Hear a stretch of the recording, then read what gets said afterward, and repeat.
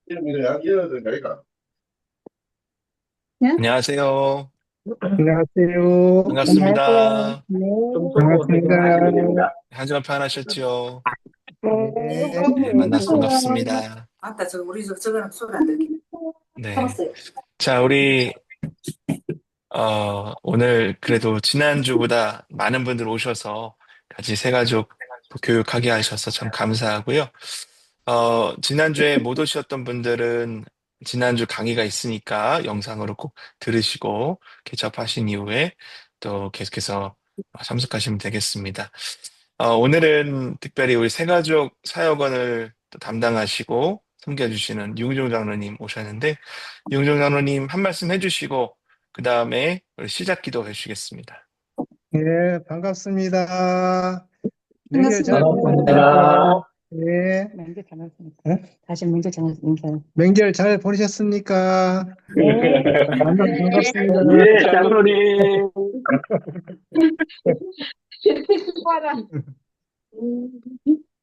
네, 기도하겠습니다. 예. 하나님 아버지 감사합니다. 또 올 추도 명절을 잘 보내게 해주시고 이렇게 이 저녁에 또 새가족 교육을 통하여서 우리가 하나님을 더 알아가게 도와주시고 또 교회를 더 알아가게 도와주셔서 또 한 지체로 우리가 한 평상기를 섬기며 교회를 또 부흥하는 역사를 허락하여 주옵소서. 우리에게 기간 있게 만남을 주사오니 늘 평생 살아간 동안 교회에서 이렇게 한 가정으로 가족으로 살아가도록 주님께서 믿음 주시고 은혜 주셔서 아름다운 모습을 우리가 살아가도록 주께서 인도하시고 붙들어 주옵소서. 오늘 또 목사님을 아멘. 지켜주시고 함께 해주셔서 은혜의 말씀을 전할 때 우리가 다 알아들을 수 있도록 지혜와 능력을 다하여 주옵소서. 아멘. 감사합니다. 예수님으로 기도합나이다. 아멘. 네. 감사합니다. 네, 감사합니다.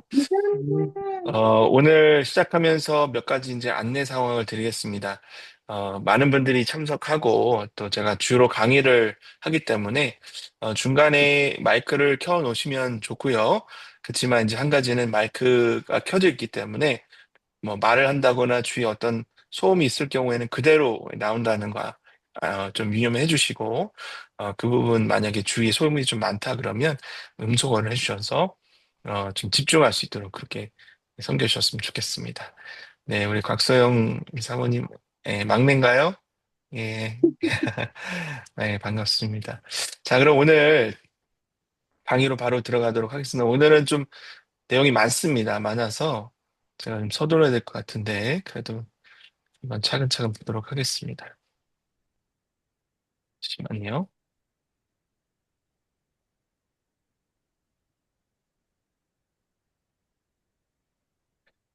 네, 오늘 세가족 교육 2025년 3기 2주차 과정입니다. 주제는 예배와 신앙생활 어떻게 살아가야 하는가입니다. 오늘 예배와 신앙생활 나누기 앞서서 제가 이번 주 내일이죠. 내일 설교할 본문의 맨 마지막 두 구절을 한번 좀 읽어드렸으면 좋겠습니다. 우리 가운데서 역사하시는 능력대로 우리가 구하거나 생각하는 모든 것에 더 넘치도록 능히 하실 이에게 교회 안에서와 그리스도 예수 안에서 영광이 되도록 영원 무궁하기를 원하노라. 아멘. 아멘. 우리 하나님께서 우리 가운데 역사하시고 또 우리가 구하고 생각하는 것 이상으로, 아니 이상이 아니라 정말 넘치게 우리가 차마 기대하지 않은 것까지 그렇게 넘치도록 능히 하실 수 있는 우리 주님이 지금 우리와 함께 하신다는 것을 여러분 기억하시기를 바랍니다. 그리고 우리 아멘. 교회와 또 우리의 삶 가운데 주 예수 그리스도의 영광이 나타나는 삶 되길 원하고, 바로 그것이 오늘 예배와 신앙생활에 그대로 묻어나는 거예요. 우리 주님이 우리 예배 가운데 우리를 만나주시고 또 우리의 삶 가운데 우리 가운데 역사하시는 것들을 우리가 경험하는 것, 그리고 우리 예배와 또 삶을 통하여서 우리 주님의 영광을 드러내는 것, 그것이 바로 예배와 신앙생활의 목적입니다. 자, 그러면 우리 1번부터 2번 순서대로 성경 구절은 아니고요. 한번 1번, 2번, 3번, 4번 한번 쭉 한 목소리로 읽어보겠습니다. 시작. 예배는 하나님과의 만남이며 진리와 함께 한다. 2번, 말씀과 기도는 신앙생활의 중심이며 하나님의 뜻을 알고 순종하게 한다. 예, 3번, 혼자보다는 공동체와 함께 할 때 신앙은 더 깊고 풍성하게 성장한다. 4번, 신앙은 삶 속에서 실천되어야 하며 일상에서 하나님의 영광을 한다. 네, 아멘. 지난 시간은 우리가 구원에 대해서 나눴습니다. 우리가 창조의 역사를 통해서 하나님의 영광을 드러내기 위해 하나님이 이 땅에 창조해 주셨는데, 죄가 들어오고 하나님과 우리 사이를 갈라놓고 그래서 하나님과 함께하지 못하는 그러한 안타까운 상황 가운데 우리 예수님께서 그 사이를 메우시고 그 길을 터시기 위해서 이 땅에 오셨다. 그래서 예수님이 나의 구주, 구원자요 주인이심을 믿고 고백하며, 예수님이 나를 대신하여 십자가에 죽으셨고 또 부활하셔서 내게 영원한 생명이 있다는 것을 믿고 고백하는 사람에게 구원이 있다. 자, 그렇게 구원받은 사람은요, 하나님을 예배하는 것. 왜?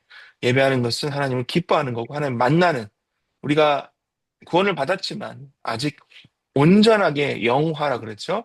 하나님을 만날 수 있는 그런 상황은 되지 못합니다. 물론 교통을 할 수 있어요. 영적으로는. 하지만 하나님을 만나기 위해서 우리가 예배를 통해서 우리 삶을 통해서 주님을 만나고 또 일상생활을 통해서 우리 주님이 허락하신 그 은혜들을 나누고, 또 그것은 어떻게 해야 되는 것이고 어떤 방법으로 더 풍성하게 누릴 수 있는지를 오늘 나누도록 하겠습니다. 자, 첫 번째입니다. 예배는 하나님과의 만남이며 진리와 영으로 드려야 한다. 우리 요한복음 4장 24절 함께 있습니다. 시작. 하나님은 영이시니 예배하지니라. 자, 하나님은 어떤 분이시라고요? 영이시대요. 하나님 영이시대요. 우리처럼 육신이 있지 않으신 분이다. 근데 삼위일체 하나님 중에서 육신을 가지신 분이 계세요. 누구시죠? 성자 예수님. 네. 다음 시간에 우리 삼위일체 하나님에 대해서 좀 나누게 될 텐데, 자, 중요한 것은 뭐냐면, 우리 하나님은 근본적으로는 영이세요. 근데 예수님이 우리 대신해서 죽으시기 위해서, 죽으시려면 육신이 있어야, 몸이 있어야 죽잖아요. 그러니까 인간의 몸으로 오셨고, 성육신이라고 해서 100% 하나님이요, 100% 예수님, 영이신, 우리 하나님이신 우리 예수님께서 오셨고, 죽으셨고, 부활하셨을 때, 부활의 몸, 그 몸이 있죠. 하지만 영적인 몸, spiritual resurrection body라고 하는데, 그래서 하나님은 영이시고, 그리고 그 하나님, 영이신 하나님을 예배하는 자는 영으로, 우리의 영으로, 그리고 진리로 예배해야 된다. 그것이 예배하는 바른 태도요, 방법이다라는 거예요. 자, 그럼 이제 좀 세부적으로 보겠습니다.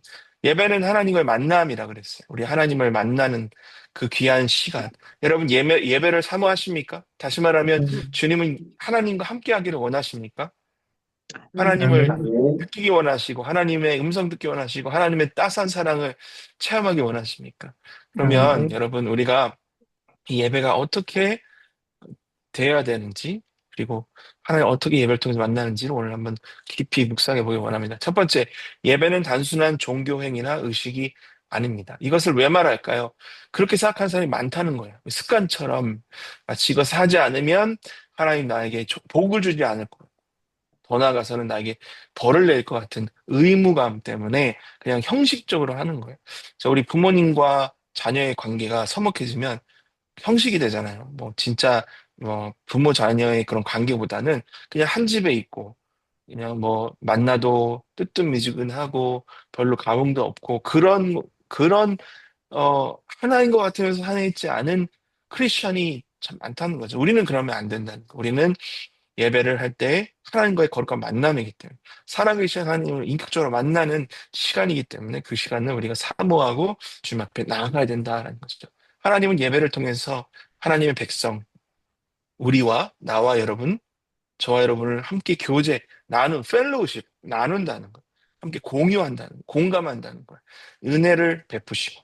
은혜는 우리가 베푸는 게 아니죠. 하나님이 베푸신 은혜를 받고, 하나님 우리에게 말씀하시고, 우리는 하나님께 찬양과 기도를 올려드리는, 하나님의 영광을 올려드리는 것이 예배입니다. 그러니까 공유하는 거죠. 이렇게 back and forth, 왔다 갔다. 하나님이 우리에게 주시면 또 우리는 하나님 올려드리고, 또 그것을 하나님이 되게 갚아주시고 이것이 선순환이 되는 거죠. 예배 핵심은 형식이 아니라 뭐라고요? 관계입니다. 관계를 영어로 relationship이라고 하는데 관계 없이도 만날 수 있어요. 뭐 채무 관계 이런 거 있죠. 우리는 하나님과 채무 관계 있는 거 아닙니다. 그렇죠? 하나님이 우리에게 뭐 우리가 하나님께 빚을 졌고 우리는 하나님께 뭘 갚아야 되는 것도 아니고 반대로 하나님 우리에게 빚 져가지고 하나님 우리에게 뭘 꼭 주셔야 되는 그런 거 아니에요. 하나님 나를 살려주신 은인의 관계, 은인 나에게 생명을 주신 생명의 수여자 하나님이 나에게 그러한 놀라운 은혜를 주셨으니까 또 복을 주셨으니까 그 감사하는 마음으로 나가는 거예요. 하나님을 아는 지식 없이 예배하는 것은 껍데기만 남은 행위일 수 있습니다. 자, 그 어떤 의미인가 좀 보겠습니다. 이사야 1장 11절부터 13절 우리 천천히 한 목소리 읽습니다. 시작. 여호와께서 말씀하시되 너희의 무수한 재물이 내게 유익하뇨? 나는 수량의 번제와 살찐 짐승의 기름에 배불렀고 난 수송아지나 어린 양이나 염소의 피를 기뻐하지 아니하노라. 너희가 내 앞에 보이러 오니 그것을 누가 너에게 요구하였느냐? 내 마당만 밟을뿐이라. 헛된 재물을 다시 가져오지 말라. 분양은 내가 가증히 여기는 바요. 월삭과 안식일과 그런 모이는 것도 그리하니 또한 더 아울러 그것을 내가 견디지 못하겠노라. 자, 이걸 우리가 잘 이해해야 됩니다. 무슨 얘기냐면 하나님이 우리가 예배할 때 우리 앞에 드리는 이 뭐 시간에 그리고 헌신의 예물 뭐 헌금이라고 하죠. 그리고 뭐 여러 가지를 주님 앞에 찬양과 경배 올려드릴 때 아니 무조건 우리 안 받으신다 그거 아니고요. 중심이 없는 예배, 영이 없는 하나님을 향한 사랑이 없는 예배는 하나님이 안 받으시는, 기뻐하지 않으시는. 여러분 생각해 보십시오. 어느 사람이, 특히 내가 사랑하는 사람이, 내 배우자든지 내 자녀가 너무 대충대충 그냥 마음도 없이 여러분에게 대한다. 그리고 뭔가 좋은 거를 해준다. 한두 번도 아니고 매번 할 때마다 그런다. 여러분 기쁘시겠습니까? 저는 안 기쁠 것 같아요. 아무 작은 거라도 마음이 담겨 있고 정말 아무것도 아닌데 따뜻한 그런 마음의 중심이 진심이 담겨 있는 것이 우리의 마음을 움직이고 참 좋게 하는 하나님도 그런 걸 원하시는 거예요. 그렇다고 대충 아무거나 드려라 그런 게 아니고요. 마음이 있으면 다 드릴 수밖에 없어요. 근데 드릴 수 없는 상황도 있잖아요. 우리가 연약함이 있고 또 우리의 부족함이 있기 때문에 우리가 드릴 수 있는 하나님 보셨을 때 정말 아무것도 아니에요. 아무것도 아닌데 아무리 좋은 걸 드린다 해도 그치만 우리의 마음에 중심이 있다면 하나님 그걸 기뻐 받아주시는 거예요. 하지만 억만금을 드려도 우리의 마음이 없고 영이 없고 중심이 없으면 사랑이 없으면 하나님이 기뻐하지 않으신다. 그래서 예배는 형식이 아니라는 거죠. 하나님과의 살아있는 만남, 교제, 반응이다. 우리는 하나님을 아버지라고 생각하고 생각만 아니라 그것을 진짜로 믿고 하나님이 인격이시다. 나의 말과 행동, 내 중심을 보시고 반응하시는 분이시다라고 늘 마음의 생각을 해야 돼요. 예배할 때마다 그런 마음의 태도로 예배하면 하나님 기뻐 받으실 줄 믿습니다. 자, 두 번째 예배는 영으로 드려야 하는데 여기서 말하는 영은 뉴마, 푸뉴마라고 하는데 뉴마, 피가 보통 잘 미국 영어에서는 묵음인데 어, 히브리어에서는 푸뉴마라고 합니다. 푸뉴마. 우리의 영혼 깊은 곳에서 우러나는 예배, 곧 진정성과 내면의 전인격적 반응을 의미합니다. 자, 좀 말이 어렵죠? 제가 좀 전에 말씀드렸던 그 의미예요. 단순히 외적인 행위, 입술의 고백만이 아니라 마음과 뜻과 힘을 다해 드리는 예배. 하나님이 우리에게 주신 가장 기본적인 그리고 중요한 명령이 뭡니까? 내 모든 것을 다 마음과 뜻과 힘을 다해서 주님을 사랑하라라는 거잖아요. 그러니까 사랑할 때 그냥 사랑하는 것이 예배로 사랑하는 것이 하나님 진짜 받으신 예배라는 거죠. 그러니까 마음, 뜻, 힘, 이 다 모든 것이 영, inner being. 내일 제가 설교 말씀 때 나눌 때 속사람입니다. 속사람. 원래 속사람이 죽어 있었어요, 우리는. 하지만 예수님이 우리의 구주 되시고 우리를 거듭나게 하시는 이걸 예수님 믿고 성령의 은혜로 거듭나며 속사람이 완전 새롭게 태어날 때 그 속사람, 영, 우리 안에 다시 살아난 그것이 기뻐하는 거죠. 그리고 예배하는 거예요, 하나님을. 그래서 하나님 앞에 드리는 거예요. 자, 그 예배는 어떻게 가능하냐? 아까도 말했지만 거듭남, 성령의 역사, 그 성령의 도우심으로 우리의 영이 하나님께 반응할 때 살아난 예배가 됩니다. 처음 거듭날 때도 그렇고요. 하나님을 만나 구원받을 때도 그렇고 우리 안에 그때부터 성령 하나님이 내 안에 내주하시거든요. 살고 계신다는 것. 입주하셨다. 그리고 떠나지 않으신다. 객이 아니고 주체이시다. 그래서 살아 계신 하나님이 내 안에서 계속 내 영을 살게 하시는 거예요. 힘을 주시는 거예요. 마치 꺼져가는 그 불씨에 땔감을 자꾸 너무 이렇게 자꾸 활활 타오르게 하는 것처럼 성령님이 그렇게 살아있는 예배가 될 수 있도록 은혜를 주신다는 거죠. 그래서 로마서 8장 26절에 성령도 우리의 연약함을 도우시나요? 우리가 때로는 연약할 수 있어요. 예배할 수 없는 지경에 또 가끔 있습니다. 마음이 힘들고 어려울 때 예배가 안 돼요. 찬양이 안 돼요. 하지만 성령 하나님이 말할 수 없는 탄식으로 우리를 매친히 강구하신다. 그래서 우리가 예배가 안 될 때, 그리고 참 예배하고자 하는 마음이 들지 않을 때 어떻게 해요? 성령님께 기도하는. 하나님 도와주세요. 성령님 도와주세요. 제가 힘이 없습니다. 어렵습니다. 제 마음이 참 고단합니다. 힘 주세요. 그러면 하나님이 우리에게 성령으로 더하여 주시고 예배할 수 있는 영을 부어 주시는 거죠. 예배는 감정의 흥분이나 반복되는 의식이 아니라 성령의 인도 아래 마음과 영혼이 움직이는 예배합니다. 특히 다음 세대, 특히 어린 세대는 이 감정이 그때는 한창 감수성이 예민할 때잖아요. 그래서 어떤 그 쿵쿵 울리는 소리, 아주 조명이 아주 뭐 어두침침하고 막 빛이 반짝반짝하는 그런 환경으로 인하여 은혜 받았다, 나는 예배 있다, 이렇게 느낄 수가 있어. 근데 그 시대는 어쩔 수 없는 거죠. 뭐 여러분들 다 그런 시대가 있으셨죠? 물론 저도 그런 때가 있었는데, 아직도 그런 좀 느낌이 있습니다. 여러분도 그럴 거예요. 막 앞에서 찬양하는데 막 찬양 소리가 너무 은혜롭고 막 그 화음도 너무 잘 맞고 그러면 막 우리 마음이 감동이 돼요. 그러면 더 물론 우리는 감정을 갖고 있는 하나님의 그 이미지 안에서 우리 지정의 감정을 갖고 살아있기 때문에 당연하죠. 하지만 그게 다가 아니라는 거예요. 그것은 부분일 뿐 우리의 마음, 이너빙, 우리의 속 사람이 주님 앞에 드려지는 마음과 영이 움직이는 예배가 하나님 기뻐하시는 예배이다. 자, 영과 진리라 그랬어요. 그러면 진리로 어떻게 예배드리냐? 진리로는 하나님의 말씀에 기초한 예배입니다. 자, 예수님께서 요한복음 14장 6절에서 뭐랬어요? 나는 곧 길이요, 진리요, 생명이니라 그러셨어요. I'm the truth, way, and the life. 자, 하나님께서 우리에게 이 성경 말씀을 주셨습니다. 성경 말씀은 우리 하나님이 선지자를 통해서 그리고 예수님을 통해서 예수님 제자들을 통해서 우리에게 주신 하나님의 말씀. 그러면 하나님, 예수님 곧 하나님이 주신 이 말씀이 바로 진리라는 거죠. 진리. 그래서 이 말씀에 기초한 예배.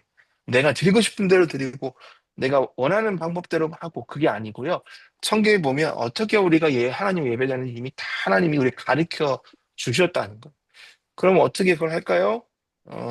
배워야죠. 그리고 이미 그 방법대로 우리 교회에서 그리고 건강한 교회들에서 예배를 하고 있습니다. 그러니까 그 예배 방식대로 따라가면 되는데 가끔은 좀 너무 성경이 아닌 다른 전통이나 그런 것들을 해서 그 성경이 가르친 것도 오히려 막는 그런 것도 있어요. 예를 들어 그런 예전에 전통교회에서는 뭐 풍금 아니면 안 된다. 피아노 아니면 안 된다. 이런 얘기를 했었어요. 그래서 아무런 악기도 하지 못했지만 시편을 보십시오. 시편을 보면 각종 악기로 찬송을 하는 부분들이 나오잖아요. 그러니까 그런 부분에 있어서 우리가 좀 성경에 정말 집중해서 성경에 무엇을 가르치는지를 정확히 알고 예배하면 좋겠다. 우리가 말씀을 보면 단순히 말씀을 가르치는 것만이 예배가 아니죠. 다시 말해 설교만 하는 건 예배 아니고 찬송도 있고요. 기도도 있고요. 예물도 분명히 있습니다. 예, 그런 예배 요소들을 잘 우리가 접목해서 예배 형식을 만들고 형식이 다가 아니지만 그런 형식도 중요하다는 거예요. 아무리 열정이 있어도 잘못된 하나님의 이해 그리고 왜곡된 방식으로 드리면 그것은 참된 예배가 아닙니다. 제가 미국에서 왔잖아요. 미국은 굉장히 열려 있는 경우가 많습니다. 그래서 요즘 어떤 교회들 미국 교회들 같은 경우는 형식을 다 없애요. 그리고 그냥 찬양만 한 두세 시간 해요. 그러니까 은혜예요, 은혜. 그냥 찬양만 하는 거예요. 근데 찬양의 시간이 너무 막 지나니까 다른 것들은 다 그냥 생략. 그런 경우도 있고, 아예 그냥 목사님이 없는 교회도 있어요. 목사가 없고, 그 말씀 전하는 것도 없는 거예요. 그냥 전도만 하는 거예요. 사람들 초청해가지고, 그냥, 펠로우십, 그 교제만 하고, 뭐 이런 것이 그냥 교회이고 예배인 것. 그런 것들은 비성경적인 부분이 그리고 너무 편협적인 성경 해석들이 있는 거죠. 그러니까 그런 것들은 좀 조심해야 된다. 예배는 하나님의 성품과 뜻에 맞게 성경에 게시된 대로 드려야 한다. 요한복음 17장 17절 보니까 그들은 진리로 거룩하게 없어서 아버지 말씀은 진리입니다. 하나님의 말씀에 기초하여 우리는 예배한다. 예배는 감정이나 문화만이 아니라 하나님의 진리에 세워진 분별에 있는 예배여야 한다는 것을 성경은 우리가 가르쳐 주고 있습니다. 자, 우리가 이제 두 번째로 넘어갑니다. 우리 예배와 신앙생활이잖아요. 이제는 신앙생활에 대한 부분을 보겠습니다. 말씀과 기도, 신앙생활의 기초와 요 중심이고 하나님의 뜻을 알고 순종하게 하는 것. 바로 말씀과 기도예요. 자, 시편 119편 105절 함께 했습니다. 시작. 주의 말씀은 그 안에 등이요 자, 빌립보서 4장 6절과 7절도 있습니다. 시작. 아무것도 염려하지 말고 다만 모든 일에 기도와 간구로 할 것을 감사함으로 하나님께 아뢰라. 모든 지간에 뛰어난 힘의 평강이 우리 예수 안에서 너희 마음과 생각을 지키시리라. 첫 번째 부분이 말씀에 대한 부분이고요. 두 번째 부분이 기도에 대한 부분입니다. 자, 그럼 우리 차근차근 보겠습니다. 첫 번째 말씀. 말씀은 하나님의 뜻을 보여주는 등불입니다. 여러분, 제가 한 가지 묻겠습니다. 왜 등불이 필요하죠? 그냥 어두울 때 길잡이. 어두우니까. 그렇죠. 맞습니다. 대낮에 여러분 등불을 가져가면 이상해요. 뭐 하려고 그러지? 사람들이 의아하게 생각해요. 왜? 너무 밝은데 등불의 빛도 보이지 않는 거. 하지만 등불은 어두우면 큰 힘을 발휘합니다. 우리가 사는 세상이 어떻다는 거예요? 어둡다는 거. 어두울 예, 어두운 세상에 살고 있다는 거죠. 그래서 우리는 하나님의 말씀이 빛으로 우리에게 오셔서 세상을 밝히고 또 우리 길을 인도하는 그러한 도구로 그런 중요한 은혜로 다가왔다. 하나님 말씀은 우리의 삶을 인도하는 기준, 기준 누가 이렇게 예전 기억하십니까? 뭐 하도 오래돼서 기억 못하시고 그랬는데 기준 하면 어떻게 돼? 기준 그 사람 기준이잖아요. 옆에 사람이 또 기준 아니면 안 돼요. 기준이 한번 세워지면 기준은 그때부터 기준이에요. 하나님의 말씀이 한번 세워졌기 때문에 다른 기준은 없습니다. 하나님의 말씀만이 기준이고 그 기준으로부터 시작되는 거예요. 어디로 가야지 무엇을 해야 될지 우리에게 깨닫게 해주시고 알려주는 빛이 되는 것입니다. 세상은 어둡고 불확실하지만 말씀은 하나님의 뜻과 진리를 보여주는 나침반. 나침반이 왜 필요합니까? 방향을 방향을 나침반은 결정하는 방향을 모르니까 그래서 나침반. 분명히 안다면 나침반은 필요 없어. 근데 모르니까. 한, 그, 미국을 가면요. 제가 내일 광고하겠지만 내년에 우리가 미국 비전 트립을 갑니다. 동부 비전 트립을 일주일간 가는데, 물론 신청을 하고 이제 비용을 내야 되겠지만, 미국에 가면 가보신 분들 있을 거예요. 저쪽 서부 쪽에 가면 그건 광야 그 평형지가 많거든요. 서중부 쪽에 가면 뭐 그 진짜 사방을 봐도 어디가 어딘지 모르는 그냥 끝도 없는 평야, 그것도 사막 평야 이런 데가 있어요. 그런 데는 나침반이 있어야 되죠. 그래야 생존할 수 있는 거죠. 자, 또 끝이 없는 바다 우리가 한가운데 있다. 어떻습니까? 방향을 모르면 죽는 거예요. 하나의 말씀이 없으면 이 땅에서 우리는 헤맬 수밖에 없고 길을 잃어버릴 수밖에 없고 결국 죽을 수밖에 없다. 네. 말씀은 그만큼 우리에게 의미가 있고 또 필수적이다는 거죠. 말씀을 가까이 하는 자는 하나님의 뜻을 바르게 분별합니다. 분별이 뭡니까? 옳고 그름을 판가름하는. 죄는 그른 거죠. 멀어지고. 왜 멀어져요? 그르니까 분별했으니까. 그리고 순종하는 삶. 무엇을 순종해요? 누구의 뜻을? 하나님의 뜻을, 좋은 것. 그러니까 그 뜻을 분별하고 알 수 있는 것은 하나의 말씀. 네, 내 기준 아닙니다. 내 판단 아니고, 내 고집도 아니고, 내 경험도 아닙니다. 오직 하나의 말씀. 매일 말씀을 묵상하고 순종하려는 사람은 혼란 속에서도 흔들리지 않는 신앙의 중심을 가질 수 있습니다. 제가 이러한 예화를 좀 드리고 싶어요. 비행기 조종사가 아무리 숙달된 비행기 조종사가 막 고개를 하다가 어디가 하늘이고 어디가 땅인지를 잊어버리는 그런 순간이 찾아오죠. 워낙 이게 헷갈리니까. 그러면 내가 내 판단에 맞춰서 하다 보면 실수할 수 있는 거. 잘못된 그런 결국 큰 사고가 나는데 아무리 숙달된 조교 그리고 수십 년간 비행기를 몰았던 그런 엑스퍼트 그 전문가도 우리도 마찬가지입니다. 우리가 수십 년간 신앙생활하고 수십 년간 주님을 예배했고 내가 목사고 장로고 뭐 권사고 다 필요 없습니다. 왜? 내가 기준이 되면 안 되니까요. 오직 기준은 하나님의 말씀이다. 그러니 이 말씀을 매일입니다. 매일 묵상하고 순종하는 것이 필요하다. 자, 두 번째입니다. 기도. 기도는 하나님의 평강 안에서 뜻을 따르게 하는 통로가 됩니다. 왜 평강이 중요할까요? 아까도 말씀드렸지만 우리가 사는 세상 어두운 세상이에요. 어두운 것뿐만 아니라 환란이 많습니다. 사단이 많아요. 참 여러 가지 이번 한 주도 아마 여러분들 좋지만은 않으셨을 것 같아요. 뭐 물론 친척 식구들 보고 오랜만에 반가운 얼굴도 봐서 좋았겠지만 아마 여러 가지 힘든 일도 많으셨을 겁니다. 그것이 세상이고 그것이 우리 인생 아닙니까? 그래서 기도가 꼭 있어야 돼요. 우리에게 평강을 주시고 하나님의 뜻을 따르게 하는 기도. 기도는 단순히 소원을 말하는 것이 아니라 하나님의 뜻에 나를 맞추어가는 과정입니다. 여러분, 기도는 기독교인만 하는 거 잘 아시죠? 기독교가 원래 기도교입니다. 근데 기독교인들이 기도를 많이 해야 되는데 다른 종교 가지고 계신 분들이 기도를 더 많이 하는 것처럼 보일 때가 있어요. 특별히 우리 경남 지역은 워낙 불교가 세기 때문에 한번 제대로 정말 불교의 불도를 가지고 계신 분들은 정말 무섭도록 기도를 하시지 않습니까?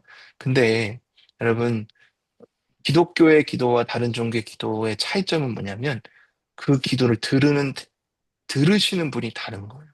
우리 기독교에서 그 기도를 들으시는 분은 누구십니까? 우리는 하나님. 하나님은 살아계시다고. 그리고 하나님은 그 기도를 그냥 허공에 우리가 떠나보내는 그냥 하는 행위 자체가 우리에게 공덕이 되고 우리에게 그 자체가 복을 받는 게 아니고 우리가 1분을 기도하든 1년을 기도하든 10년을 기도하든 하나님이 옳게 생각하시면 예스예요. 하나님이 옳지 않다고 하면 노예요. 평생 태어나자마자 시작해서 뭐 불가능하지만 죽을 때까지 기도한 똑같은 기도 제목이 하나 보셔서 그건 아니면 그건 안 되는 거. 예, 그 기준은 하나님이시니까.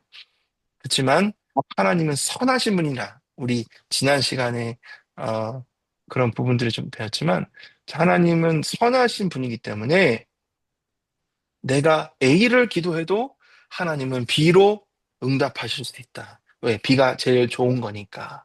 그러니까 우리는 기도를 내 기준이 아니고 내가 원하는 것 아니고 하나님의 뜻에 나를 맞춰. 그래서 기도했는데 기도 응답이 안 돼요.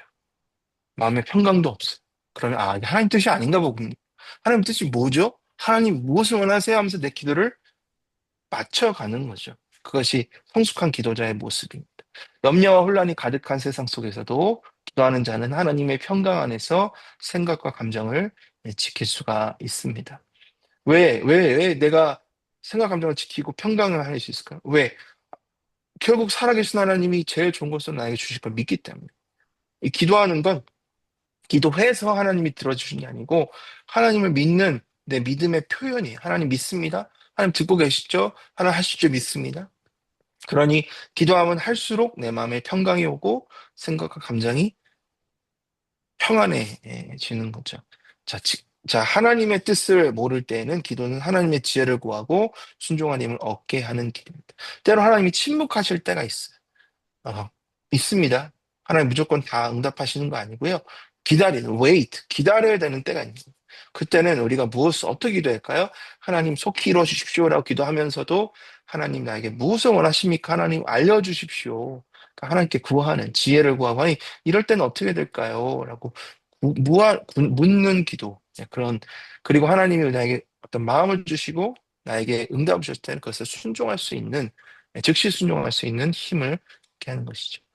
말씀을 묵상하며 기도할 때 우리의 욕심이나 감정이 아니라 하나님 마음에 내 마음이 맞춰지는 경험을 하게 됩니다. 기도를 하나님 앞에 오래 하신 분들은 이런 경험들이 있으실 거고 이제 막 신앙생활 하신 분들도 여기 계십니다. VVIP가 오늘 함께하고 계시는데 앞으로 이제 하나님과 이런 관계, 아까 예배부터 시작해서 기도 하나하나씩 이제 관계를 쌓아 나가실 때 여러 가지 사람과의 관계도 마찬가지 않습니까? 이게 어떤 경험들이 쌓이지 않습니까? 그러니까 그것들이 쌓이면 하나님 이런 분이셨군요. 하나님 이렇게 하는구나. 이런 것들 알아가시는 거죠. 그래서 그냥 가만히 있는다고 되는 게 아닙니다. 예배도 열심히 하고 성경도 열심히 읽어보시고 기도도 내가 한번 예수님의 이름으로 기도하시면서 응답 받아보시는 그런 경험들을 하셨으면 좋겠습니다. 자, 세 번째입니다. 세 번째 큰 주제 세 번째 이제 신앙생활은 어떻게 하는 것이 좋은가? 혼자보다는 공동체와 함께 할 때 우리의 신앙은 더 깊고 풍성하게 성장하게 됩니다. 자, 히브리서 10장 24절, 25절 같이 한번 읽어볼까요? 시작. 서로 또 돌아보아 사랑과 선행을 격려하며 위기를 패하는 어떤 사람들의 같이 하지 말고 오직 관하여 날이 가까움을 볼수록 더욱 그리하자. 자, 서로예요, 서로. 서로 나만 돌아보는 게 아니고 서로 돌아보고 사랑하고 선행하며 격려하고 모이기를 패하는 사람들의 습관 하지 말고 반대로 말하면 모이라는 얘기죠. 서로 권하고 그날이 가까운 그날이 뭐죠? 그날은 예수님 오시는 날. 예, 재림의 날. 자, 우리가 예수님이 오시는 날 언제인지 모릅니다. 내일일지 다음 주일지 1년이 될지 10년이 될지 백년이 될지 천년이 될지 모르지만 그것이 우리는 하루하루씩 가까워지는 거잖아요. 그렇죠? 오늘은 어제보다 하루 더 가까워졌고요. 내일은 오늘보다 하루 더 가까워져요. 점점 더 가까워지는 거예요. 그리고 중요한 게 뭡니까? 예수님이 먼저 오실 수도 있고 내가 먼저 갈 수도 있는 거예요. 그러니 예수님 오시는 그날까지, 내가 예수님 만나는 그날까지 서로 함께 권면하고 서로 함께하자. 그것이 하나님의 뜻이다라는 거죠. 하나님은 신앙을 공동체 속에서 성장하게 하십니다. 신앙이라고 하는 것은 나의 믿음이죠. 믿음. 나의 믿음이 공동체 안에서 그리고 관계가 하나님을 향한 사랑이 점점 커지고 또 성숙해진다, 성장한다 이런 뜻인데 그래서 하나님이 우리가 따라해봅니다. 네. 교회를 만드신 거예요. 하나님의 몸, 교회. 하나님 우리를 혼자가 아니라 공동체 안에서 부르셨습니다. 지난 시간에 나눴죠? 하나님이 아담, 남자를 창조하시고 혼자 있는 것이 좋지 않아 보이셔서 갈빗대에서 여자, 나중에 하와가 됐죠? 그래서 한 몸을 이루고 부부가 된. 그래서 하나님은 공동체를 통하여 하나님의 복을 주시고 하나님의 사랑을 우리와 함께 하십니다. 교회도 마찬가지. 교회는 원래는 없었어요. 교회는 없었는데, 제가 들어오고 예수님 우리 죄 때문에 죽으시고 부활하시고 교회를 만드셨죠. 예, 제자들을 부르시면서 교회를 만드셨는데, 그래서 그 교회가 이제는 하나님의 몸 안에서 공동체가 됐고, 그 안에 우리가 하나하나 마치 벽돌이 쌓여서 건물이 이루어지듯이 하나하나가 서로 함께 모여진다는 거죠. 그래서 예수님도 12제자를 함께 모아 한 공동체로 훈련시키셨던 것처럼 우리도 교회로서 그리스도의 몸으로서 성도가 그 몸의 지체 한 부분으로 구성이 되어 있다는 것. 전도서 보니까 두 사람이 한 사람보다 나으면 그들이 수고함으로 좋은 상을 얻을 것임이라 넘어지면 하나가 그 동물을 붙들어 일으켜리며. 우리는 연약합니다. 부족합니다. 아직도 죄 가운데 있습니다. 그러니 우리는 서로 넘어질 때에 세워주고 누가 넘어지지 않도록 버팀목이 되어주는 그런 공동체가 되어야 돼요. 우리 평산교회가 그런 교회이고요. 여러분이 그런 역할을 하셔야 되고 또 그러한 은혜를 여러분들이 공동체 우리 평생을 통해서 이제 누리시게 될 겁니다. 지금도 누리시고 있고요. 저도 여러분들을 위해서, 여러분들도 저를 위해서 함께 기도하고 함께 세워주는 공동체가 되어줘야 되죠. 자, 공동체는 하나님의 임재를 경험하는 공간입니다. 마태복음 18장 20절 우리 한 목소리 읽습니다. 시작. 두세 사람이 네 이름으로 모인 곳에는 너 그들 중에 있느니라. 자, 두세 사람이 예수님 안에서 모였어요. 그럼 예수님이 그와 함께 하시고 그 가운데 있는 문제든지 그리고 어려움을 해결해 주신다. 원래 이 말씀이 그 말씀입니다. 결국 나 혼자 할 수 없다는 거예요. 하나님이 예수 그리스도의 이름으로 모인 우리 공동체 가운데 역사하셔서 우리의 어려움도 우리의 문제도 해결해 주시는 그런 하나님이시다. 공동체를 모일 때 우리는 단순히 사람끼리의 모임이 아니라 하나님이 함께 하시는 영적 공간 안에 들어가게 됩니다. 그러니 여러분, 우리 교회에 오셔서 이렇게 등록하시고 한 가정을 이루셨으니 얼마나 감사합니까? 그리고 저도 여러분께 감사합니다.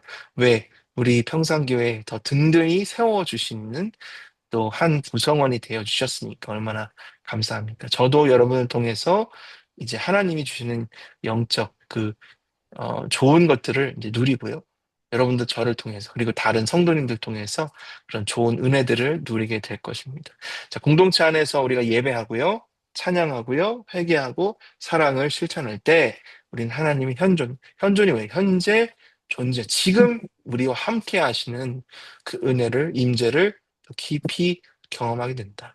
그래서 여러분 우리가 예배할 때 찬양할 때 말씀 들을 때 또 마음에 따뜻함이 있어요. 기쁨이 있어요. 눈물이 있어요. 뭔가 카타르시스라는 그런 단어를 쓰잖아요. 뭔가 이렇게 막 해소되는 쓸려 내려가는 그런 막 느낌들이 있어요. 뭔가 막 묵은 체중이 확 내려가는 그런 느낌들이 막 있다. 영적인 그런 체험들이잖아요. 그런 것들이 어디 안에 있을 때 더 강하다는 거예요. 나 혼자서 기도할 때, 예배할 때, 그리고 성경 읽을 때도 물론 있지만 우리가 함께 예배할 때, 함께 회개하고, 함께 찬양하고, 함께 나눌 때 더 확실히 임한다라는 거죠. 그러니 모임의 자리에 여러분들 계속해서 참여하시기 바랍니다. 예를 들어 셀 모임이라든가 기관 모임, 뭐 전도회 모임 여러분들 다 참여하셔가지고 어, 하나님 주시는 영적 임재를 많이 누리시기를 바랍니다. 그리고 예배 시간 꼭 참석하셔서 수요 예배와 주일 예배, 주일 오후 말기찬 예배 또 가능하시다면 새벽 예배 또 새벽 예배 5시에 우리 그 비전센터 2층에 비전홀에서 하니까 그런 때도 오셔가지고 같이 참석하시면 되겠습니다. 자, 마지막 큰 네 번째입니다. 우리 함께 했습니다. 신앙은 삶 속에서 실천되어야 하며 일상에서 하나님의 영광을 드러내야 합니다. 자, 로마서 12장 1절과 2절 말씀 우리 천천히 굉장히 중요한 말씀이에요. 같이 읽습니다. 시작. 그러므로 형제들아 내가 하나님의 영혼을 자비하심으로 너희로 너희를 보니 너희 몸을 하나님이 기뻐하시는 한 산 제물로 드리라.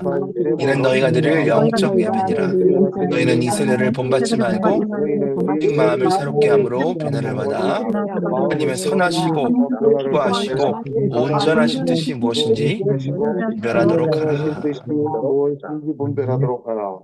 자, 여러분 여기 그러므로라고 되어 있어요. 그러므로는 결론인데 앞에 11장, 1장부터 11장까지 모든 거를 다 결론해서 이제 12장의 결론을 내는 겁니다. 그게 중요하겠죠? 형제들아라 그랬어.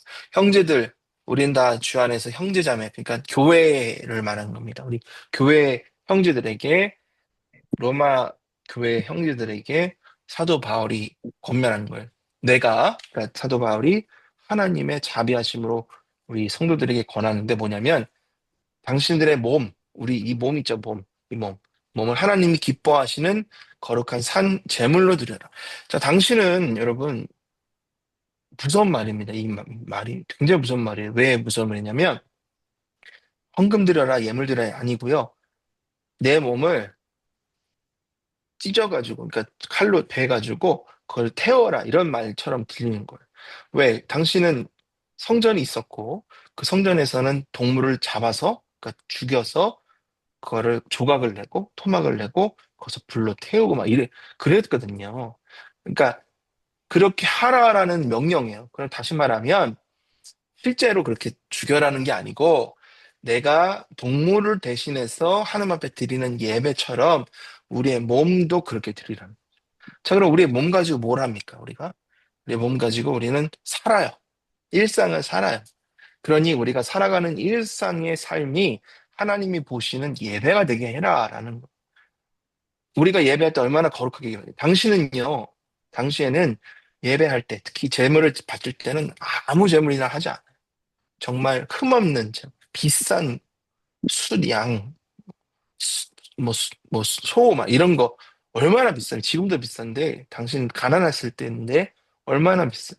그러니 우리 예배, 우리 삶의 예배, 우리 삶의 예배를 그렇게 거룩하게 정말 최선을 다해 주님의 영광을 위해 드리라는 거.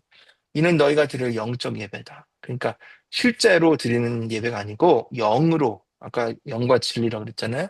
우리 영으로 삶으로 드리는 예배다. 자, 근데 중요한 것은 어떤 식이냐? 어떻게 하는 것이 하나님이 기뻐하시는 거냐? 일단 세대를 본받지 않는 거. 다른 사람들이 하는 거 똑같이 하는 거 아니라는 거죠. 다른 사람들은 돈이 중요하고 명성이 중요하고 성공이 중요한데 우리는 그거 중요하지 않다. 하나님이 중요하다. 이렇게 얘기하는 거. 두 번째는 우리의 마음을 변화시키라는 거예요. 변화를 받아. 마음을. 그러니 다시 말하면 이제 구원받고, 예, 그리고 우리 속사람을 변화시키고, 그리고 우리 가치관들, 성경적인 이 성경적 가치관을 가지고 세상을 바라보고, 자, 이게 중요합니다. 하나님의 선하시고 기뻐하시고 온전하신 뜻이 무엇인지를 분별. 하나님의 선하고 기뻐하시고 온전하신 뜻을 분별하고 그대로 살아라라는 거.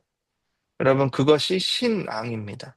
그리고 그것은 한 가지를 생각하면 우리가 가능해. 한 가지. 하나님의 영광. 그러니까 하나님 우선. 내 목적, 내 우선이 아니라 하나님 어떻게 하면 기쁘시게 할까? 사실 그게 하나님이 우리를 태초에 천지를 창조하신 목적입니다. 하나님이 나를 통하여, 여러분을 통하여 하나님 기뻐하기 원했어. 우리가 갓 태어난 아이를 보면 얼마나 기쁩니까? 그 아이가 막 뭐 조금만 해도 심지어는 갓난 아기는 막 태어나서 똥만 싸도 막 예뻐요. 그쵸? 오줌만 싸도 예뻐요. 그게 그 존재 자체로 예쁜 거잖아요.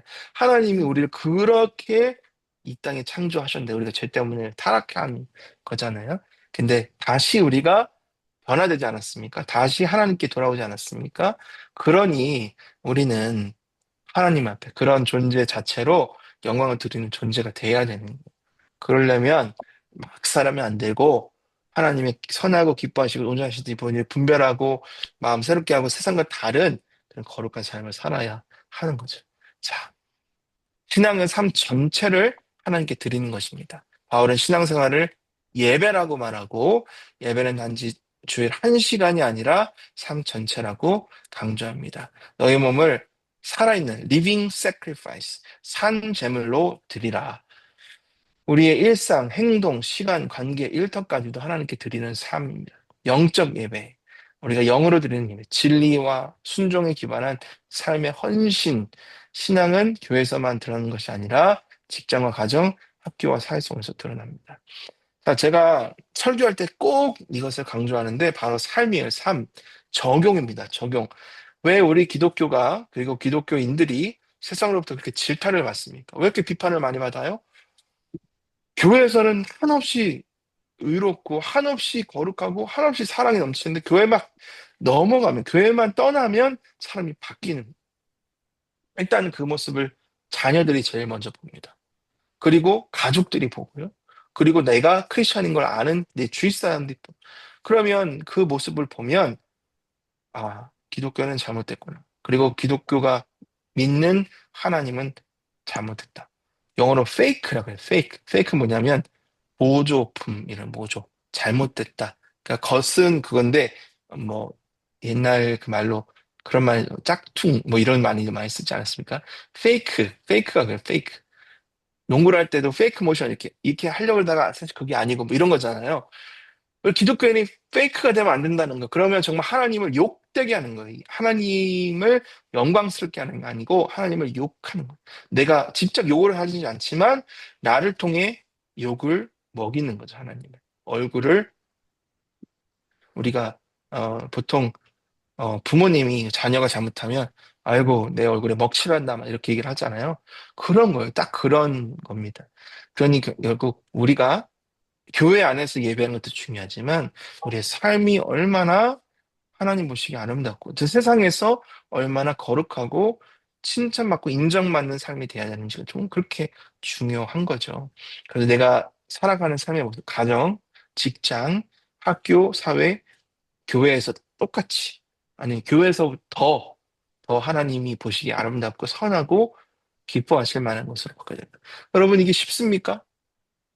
아니, 정말 어려요. 저도 정말 어려요. 저도 부끄러운 거 많습니다. 우리 가족들 앞에서, 제 아내 앞에서, 저의 자녀들 앞에서 여러분들은 마찬가지지 않습니까? 다 그걸 어떻게 제대로 하겠어. 하지만 그런 노력들 가운데 점점 성장해 나가는 거죠. 점점 예수님을 닮아가는 거. 그게 성화, 하나님을 닮아가는 과정이라는 거죠. 그런 성화의 과정을 통해서 하나님이 기뻐하시고 하나님의 영광이 나를 통해 드러나게 된다. 그러니까 신앙은 세상의 가치가 아니라요. 하나님의 뜻에 따라 사는 것입니다. 이 세대를 본받지 말고 세상의 방식, 이기적인 것, 물질주의죠. 성공 맞는, 물질 만능주의 이런 것들 그것대로 살지 말라는 거죠. 누군가를 깔아 뭉개고 누군가를 없애고 내가 그 자리를 차지해야 되는 세상이 바로 우리가 사는 세상이잖아요. 하지만 그대로 살지 말라는 거죠. 조금 손해보더라도 하나님이 기뻐하시는 것들을 선택하고 마음을 새롭게 함으로 변화를 받아 성령을 통한 내면의 변화, 말씀을 통한 생각의 갱신. 세상적인 생각이었다면 그것이 말씀을 통해서 또 내 안에 살아계신 성령을 통해서 변화되는 거예요. 그래서 교회를 오래 다니실 사람이 저 사람이 왜 저렇게 됐지? 그런 얘기를 들어야 되는 거예요, 우리가. 저 사람이 예전에는 정말 뭐 술에 너무 막 좋아했는데 왜 저렇게 술도 안 마시게 됐지? 어떻게 저게 가능한가? 뭐 이런 얘기들을 듣는 것은 내가 노력하는 것도 노력이지만 내 안에 계신 성령님과 이 변화되는 열매들이 되는 거죠. 자, 이 과정을 통해서 우리는 점점 하나님의 뜻에 순종하는 삶으로 나아가게 됩니다. 골로새서 3장 17절 또 무엇을 하든지 말에나 일에나 다 주 예수의 이름으로 하고 그러니까 결국 내 말, 행동에 다 예수님의 이름이 들어가 있다는 거죠. 나는 내가 기독교인이라는 것을 사람들이 아는 즉시 뭐 무슨 말만 하면 아유 기독교인들이 아유 기독교인들이 이런 식으로 꼬리표가 붙잖아요. 어쩔 수 없습니다. 그게 이상한 게 아니고 싫은 게 아니에요. 그게 당연한 겁니다. 왜? 나는 크리스천, 하나님의 예수님을 믿는 사람이 내 가치가, 내 정체성이니까 결국 내 말이나 내 행동에, 내 삶에 예수님을 그대로 보여주는 그런 의무감을 가지고 살아야 된다. 세 번째입니다. 일상에서 하나님 영광을 드러내는 신앙이 참 신앙이다. 신앙은 주일에만 존재하는 것이 아니라 월요일부터 토요일까지의 모든 순간에 드러나야 한다. 하나님은 우리의 예배당뿐만 아니라 부엌, 사무실, 교실, 카페에서도 예배받기를 원하십니다. 제가 미국에 있을 때 이런 일이 있어요. 어, 미국은 팁 문화가 있습니다. 팁이 되게 비싸요. 정말 비싸요. 요즘 굉장히 물가가 비싸서 더 비싸졌어요. 근데 이제 기도를 하는 거예요. 어느 뭐 교회인지 모르겠지만 교회에서 어디 식당을 가지고 딱 식기도를 아주 뭐 길게 하고 밥을 맛있게 먹고 막 아주 재미나게 먹고 나서 팁을 안 내고 나오는 거죠. 아니면 팁을 조금만 준다거나. 그러면은 그 식당에서 섬기는 그 웨이트리스라 그러죠. 종업원들이 그 사람들을 어떻게 보겠습니까? 그리고 또 그게 기도했으니 다 기독교인들은 알 텐데 그러면 교회가 욕을 먹게 되는 거죠. 상식도 없는 사람들이다 이런 식으로 그런 경우 절대 없어야 되는 거죠. 뭐 마찬가지입니다. 우리가 일상에 살아가면서 내가 살아가는 모든 모습들이 바로 하나님의 영광을 가리우든지 하나님을 드러내는 것이라는 것을 기억하고 우리가 하나님의 자녀답게 이렇게 살아가야 된다는 거죠. 우리 자녀들이 특히 어릴 때는 교회를 다니다가 성인이 돼서 교회를 떠나는 이유, 물론 어릴 때 예수님을 못 만나서 그럴 수도 있어요. 하지만 많은 경우가 제가 그런 부분에 좀 연구를 미국에 있을 때 했었는데, 신학을 다니면서 뭐냐면 그 부모님의 이중적인 모습들을 봤기 때문이에요. 어릴 때부터 이민교회는 아주 척박합니다. 그 여러 가지 환경 척박하지만 영적으로도 많이 척박해서 많이 싸워요. 다퉈요. 교회가 많이 갈라져요. 그러다 보니까 예배 끝나고 나서 주위에 이렇게 오는 길에는 맨날 담임 목사님 욕하고 어떤 성도 욕하고 교회가 이러니 저러니 그러니까 아이들이 태어나면서 계속 가- 부모를 따라 교회를 다닐 거 아니에요? 그러면서 계속 듣는 얘기가 교회 부정적인 이야기를 듣는. 그러면서도 또 주일에는 교회를 가는 이런 이중적인 모습들을 보면서 결국은 나는 성인 되면 교회는 떠난다. 이런 결론을 내리고 대학을 멀리 가면 그냥 떠나버리는 경우들이 많은 거죠. 여러분, 그것이 미국만의 이야기겠습니까? 한국에도 똑같죠? 결국은 우리가 어떻게 살아가는지가 열매로 다 드러나게 된다는 것. 하나님 영광뿐만 아니라 우리의 신앙, 우리의 자녀의 신앙마저도 우리의 모습 가운데 그것이 결정이 될 수도 있다는 것 잘 유념해야 될 것입니다. 자, 오늘 네 가지를 봤어요. 네 가지 예배와 신앙생활. 첫 번째 예배는 하나님의 만남이고 진리와 영으로 드려야 한다는 것. 두 번째로 말씀과 기도는 신앙생활의 중심이고 하나님의 뜻을 알고 순종하게 한다. 세 번째, 혼자보다는 공동체와 함께 할 때 신앙은 더 깊고 풍성하게 성장한다. 네 번째로 신앙은 삶 속에서 실천되어야 하고 일상에서 하나님의 영광을 드러내야 한다. 자, 그렇게 오늘 네 가지 나눴습니다. 우리 결단하고 저를 기도하는 시간 갖겠는데요. 어떻게 결단하냐면 예배를 통해서 하나님과 깊이 만나기를 원합니다. 그렇게 기도하고 말씀과 기도로 하나님의 뜻을 깨닫고 순종하겠습니다. 나 혼자 신앙을 지키는 것이 아니라 공동체 안에서 사랑과 선한 일을 격려하며 함께 자라가겠습니다. 하루하루의 삶 속에서 주님을 드러내고 또 거룩한 산 제물로 드려지는 인생이 되겠습니다. 자, 이 네 가지 한번 생각하면서 우리 한 1분 정도, 1, 2분 정도 오늘 나눈 것, 배운 것들 기억하면서 주님 앞에 한번 결단하고 소리내서 기도하고 제가 마침 기도하겠습니다. 우리 같이 기도합니다. 하나님 오늘 세가족 교육을 통하여서 예배와 우리 신앙생활에 대해서 함께 나눴습니다. 예배는 영과 진리로 주님 앞에 드리는 것입니다. 식적으로 예배했던, 억지로 예배했던 우리의 모습 회개합니다. 하나님, 주님을 진정으로 사랑하고 주님 앞에 기쁨으로 예배하는 우리 모든 성도님들 제가 되게 하여 주옵소서. 하나님, 기도입니다. 하나님 앞에 참 늘 부끄럽고 또 일종의 모습들 가운데 살았던 나를 용서하여 주시고 주여 주님이 기뻐하시는 삶의 예배 열매를 맺게 하여 주시옵소서. 하나님, 우리 주님께서 내 삶의 근본이시고 내 영광의 주인이실 때 영광을 위해 주님 앞에 예배하고 주님의 사랑으로 또 헌신으로 진정으로 주님 앞에 예배하고 살아갈 수 있도록 내 말과 행동 참 얼마나 부끄러운지요. 다시 한번 주님 앞에 마음이 또 결단이 나갑니다. 주님 깨어있게 하시고 앞에 삶으로 나아가며 주님 앞에 진정으로 주님 기뻐하시는 삶 살 수 있도록 은혜 베풀어 주시옵소서. 주님 감사합니다. 하나님 감사합니다. 오늘 2주차 교육을 통하여서 우리 예배와 또 신앙생활에 대해서 나눴습니다. 우리 병산교회에 등록하셔서 새가족으로 이제는 한 가족으로 함께 신앙생활하는 우리 모든 주님 사랑하시는 자녀들에게 하나님 오늘 이 교과의 이 내용들이 참 도움이 되고 또 도전이 되고 또 열매가 되게 하여 주옵소서. 예배가 무엇인지를 함께 보았고 또 어떻게 예배되는지를 나눴습니다. 지식이 아니라 참된 예배자가 되게 하시고 또 공동체 안에서 함께 성장하며 함께 주님의 영광을 나타내는 복된 우리 모든 새가족들 다 되게 하여 주시옵소서. 하나님 우리 말 행동 다 주님의 영광을 위해 쓰임받게 하시고 또 주님의 사랑이 우리 가운데 늘 거하셔서 하나님 우리를 통하여 하나님의 영광이 땅 끝까지 드러나게 하시고 또 하나님 우리를 통하여 하나님이 기뻐 받아주시는 거룩한 산 제사가 날마다 이루어지게 하여 주옵소서. 주님 기뻐하시는 열매들 우리 가정에서 일터에서 우리 매일의 삶에서 많이 맺고 하나님 앞에 칭찬받는 우리 모든 성도들 되게 하여 주시옵소서. 오늘 이 밤도 주님 앞에 올려드립니다. 평안케 하시고 내일 복된 주에 함께 만나 즐겁게 예배하고 기쁘게 예배하고 주님 앞에 은혜로 체험받고 한 주를 복되게 살아나가는 우리 모든 성도님들 다 되게 하여 주시옵소서. 앞으로 남아있는 두 주의 또 교육도 하나님이 은혜로 채워주시고 하나님의 사랑으로 넘치게 더하여 주시옵소서.